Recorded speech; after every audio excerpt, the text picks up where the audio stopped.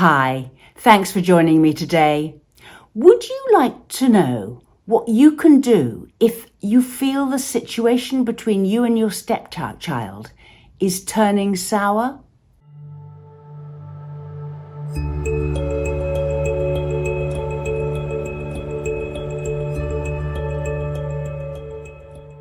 Subscribe to my channel and hit the notification bell, and I'll let you know every time I post.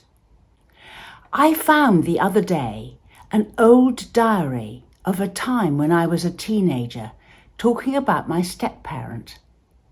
What I say is that my stepmother has taken my mother's place in the relationship with my father, and therefore I have a microscopic amount to say in discussions with my father.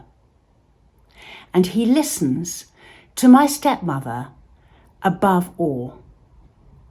And then I go on to say, is this why I'm resenting her? Then further, I say, I've turned sour against her. The diary, and I'm 17 at the time, is one of total confusion with who I am and what I want to do and what I think about my friends. And I really feel as though I've lost a sort of support or parent in my structure.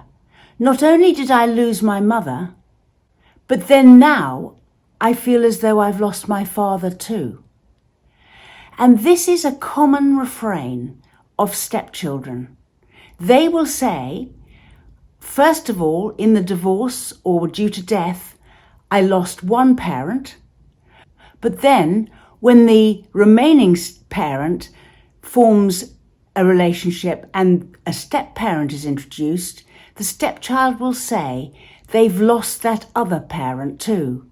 So in divorce and death, you don't just lose one parent, you lose two.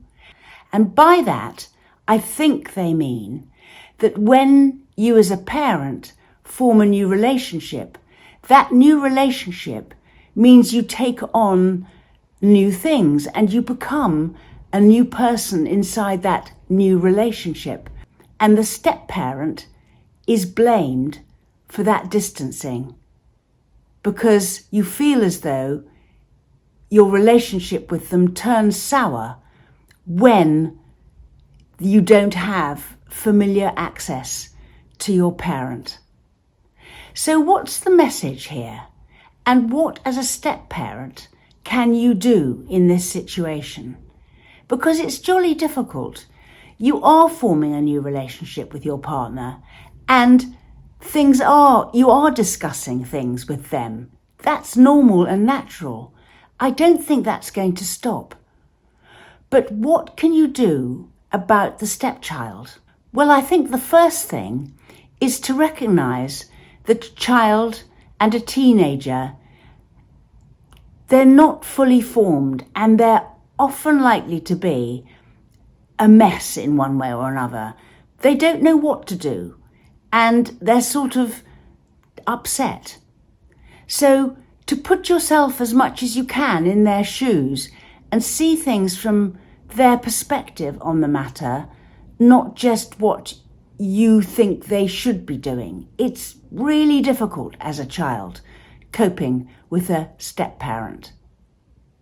And then the second thing is to really not take this personally.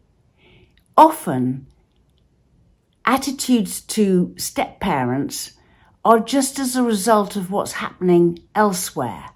It's not directed at you, although it does come across as a personal attack.